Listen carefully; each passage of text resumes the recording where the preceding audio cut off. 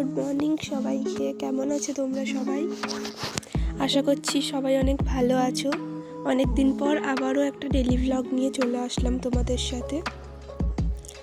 তো সকাল সকাল ঘুম থেকে উঠে পড়েছি বন্ধুরা।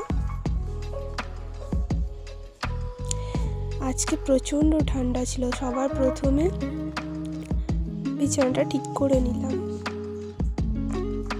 তারপরে ভাবছি এত ঠান্ডায় কি করব।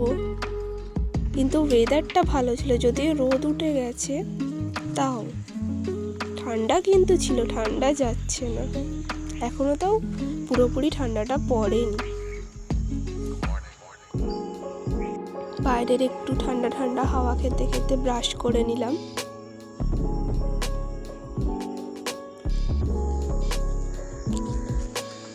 এই শীতে কিছুই যেন করতে ইচ্ছা করে না, মনে হয় যেন সারাক্ষণ ঘুমিয়েই থাকি। তবুও রোদ্দুরে দাঁড়িয়ে দাঁড়িয়ে একটু ব্রাশ করে নিলাম, তারপরে ফ্রেশ হয়ে চলে আসলাম ডেলি স্কিন কেয়ার রুটিন করতে।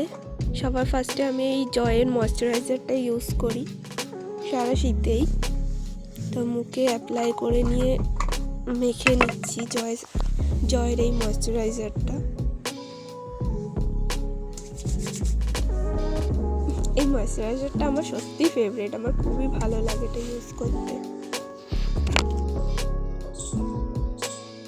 এটা মাখার পরে আমি তারপর একটু সানস্ক্রিনও মেখে নিচ্ছি।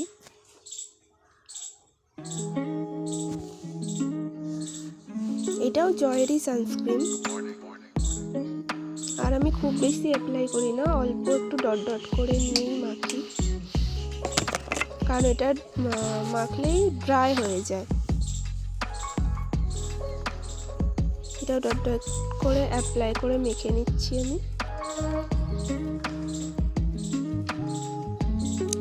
এই ময়শ্চারাইজার আর সানস্ক্রিনটা মাখার পর মুখে একটা অটোমেটিকই গ্লো চলে আসে, দেখো কতটা গ্লো করছে মুখটা।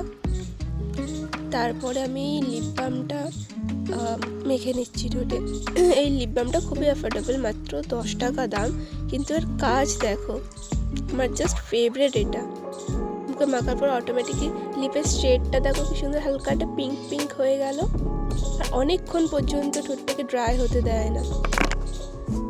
আমার স্কিনটা কতটা সফট আর গ্লোয়িং লাগছে তোমরাই দেখো।